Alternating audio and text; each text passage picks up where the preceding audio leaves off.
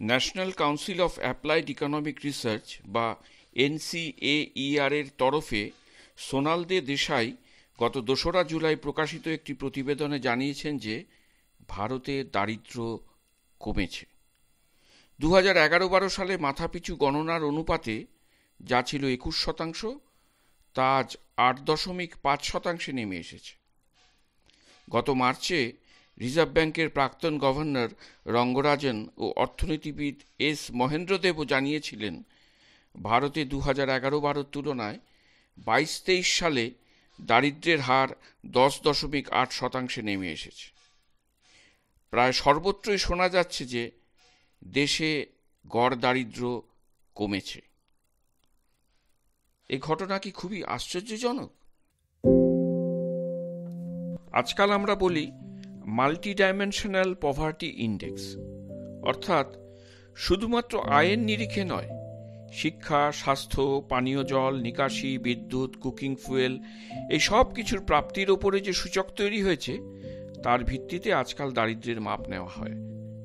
সে অর্থে দেশে দারিদ্র্য কমে যাওয়াটা নিঃসন্দেহে তাৎপর্যপূর্ণ ব্যাপার। দেশাইয়ের প্রতিবেদনে আরেকটি উল্লেখযোগ্য তথ্য হল 8.5% দরিদ্রের মধ্যে 3.2% জন্মগতভাবে দরিদ্র, বাকি 5.3% অবস্থার ফেরে দরিদ্র। অর্থাৎ কোনো এক বিপর্যয় কোনো পরিবারের ওপরে নেমে এসেছে, অথবা কোনো মহামারীর কারণে একটা পরিবার দরিদ্র হয়ে গেছে, যেমন আমরা কোভিডের সময় দেখেছি। এ কথাও বুঝতে হবে, এই দারিদ্র্যের চেহারা কিন্তু দেশের সর্বত্র একইভাবে বিরাজমান নয়। বিহার, ঝাড়খণ্ড, উত্তরপ্রদেশ, মধ্যপ্রদেশ হল সব থেকে বেশি দরিদ্র রাজ্য। তথাপি কোনো কোনো রাজ্যে দারিদ্র্য দূরীকরণে উল্লেখযোগ্য অগ্রগতি সাবাসী আদায় করে নেয় বই কি। আর এর পেছনে সব থেকে বড় কারণ হল বিভিন্ন রাজ্য সরকারগুলির জনকল্যাণকর প্রকল্প। সোনাল দে দেশাইয়ের প্রতিবেদনটিও সেই কথা স্বীকার করেছে। একটা কথা এখানে একটু বলে নেওয়া ভালো, মধ্যবিত্ত সমাজ কিন্তু সাধারণভাবে এই জনকল্যাণ প্রকল্পের বিরোধী। কারণ দারিদ্র্য কমলে তার সাধ্যের মধ্যে কম মজুরিতে কাজের লোক মেলে না। সারা বিশ্বজুড়েই জনকল্যাণের প্রকল্পগুলি জনপ্রিয়তা পাচ্ছে, আমাদের দেশেও তাই। একটা কম্পিটিটিভ পলিটিক্স গড়ে উঠছে। বাম, ডান, জাতিগত, জাতপাত, ধর্ম সব বিভেদই যেন ধীরে ধীরে অকার্যকরী হয়ে পড়ছে। এর কারণ কি? প্রথম এবং প্রধান কারণ হল চাকরি কমছে। AI, রোবোটিক্স এরা কাজের ভার নিয়ে নিচ্ছে। তারাই যথেষ্ট উদ্বৃত্ত তৈরি করছে। মানুষের কাজ কমছে, স্থায়ী ও নিয়মিত কাজ থাকছে না। সেক্ষেত্রে মানুষের আয়কে সুনিশ্চিত করতে হলে জনকল্যাণের প্রকল্পগুলোকে চালু করা ছাড়া আর কি উপায় আছে? কিন্তু একথাও খেয়াল রাখতে হবে, দারিদ্র্য কমলেও বৈষম্য বাড়ছে, কারণ মুনাফার হার বাড়ছে। কৃত্রিম বুদ্ধিমত্তা চালিত যে রোবোটিক্স বা অন্যান্য যন্ত্রাদি, এরা কিন্তু 24x7 কাজ করতে পারে এবং এদের মজুরি বলেও কিছু নেই। তাই মুনাফার হার বাড়ছে। মুনাফা অধিক মাত্রায় কিছু মুষ্টিমেয় কর্পোরেটদের হাতে সমবেত হচ্ছে। আয়ের বৈষম্য দ্রুত হারে বাড়ছে। যদিও নিয়মিত কাজ থাকছে না, কিন্তু প্রচুর কাজ তৈরি হচ্ছে। অনেক রকম প্রতারণামূলক কাজও তৈরি হচ্ছে। ডিজিটাল জগতে এই সমস্ত প্রতারণামূলক কাজগুলিকে বেশি বেশি করে লক্ষ্য করা যাচ্ছে। চটজলদি টাকা কামানোর রাস্তা খুলে যাচ্ছে। ডার্ক নেট এখন একটা ব্যাপ্ত পরিসর। অপরাধ বাড়ছে, নতুন নতুন প্রতারণা বাড়ছে। অপরাধের টেকনিক, ধরন ধারণ বদলাচ্ছে। সেই সঙ্গে সঙ্গে কাজকর্মের জগৎ অনেক বেশি গ্লোবাল হয়ে পড়ছে।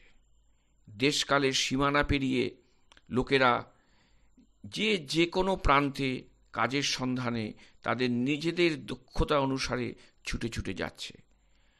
মাইগ্রেশন বা দেশান্তর এখন কর্মজগতে একটা প্রধান ট্রেন্ড। এই ট্রেন্ড আরও বাড়বে। এই পুঁজিবাদী ব্যবস্থার মধ্যেই দেখা যাচ্ছে শ্রমিকেরা মজুরি দাসত্ব থেকে মুক্তি পাচ্ছে। এটা দুভাবে হচ্ছে। এক, ব্যাপক সংখ্যক লোকের কাজ চলে যাচ্ছে, তারা জনকল্যাণকর রাজনীতির উপরে নির্ভর হয়ে পড়ছে, এবং অবস্থা বিশেষে কখনো কখনো অনিয়মিতভাবে হলেও তাদের নিজ নিজ দক্ষতা অনুসারে তারা খুচরো কাজের সন্ধান পাচ্ছে, তাদের পছন্দ অনুযায়ী কাজ তারা করতে পারছে। সে অর্থে জনকল্যাণের প্রকল্প থেকে তাদের কাছে যে ক্যাশ ট্রান্সফার হচ্ছে তার সঙ্গে তাদের যে বাড়তি আয় তারা মাঝে মধ্যে করতে পারছে, সেইটা তাদের একটা মিনিমাম লেভেলে জীবন ধারণের ক্ষমতা যোগাচ্ছে।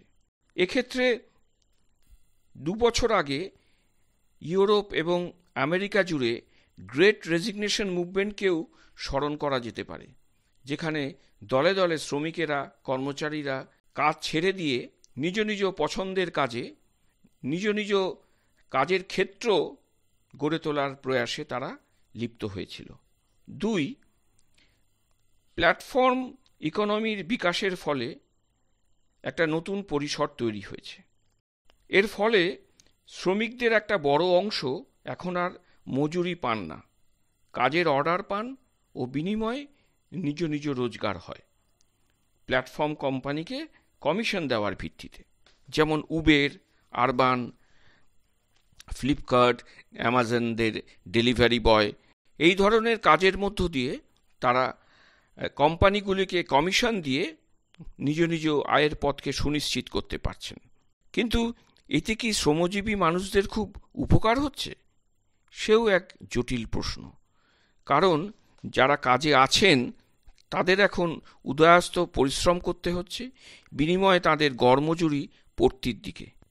এই নতুন রাজনৈতিক অর্থনীতির এক সার্বিক পর্যালোচনা বিনা আর এক পাও কিন্তু এগোনো যাবে না। এখানেই বামপন্থীদের চোখ কান খোলা আছে কিনা সেই প্রশ্নটাও খুব জরুরি।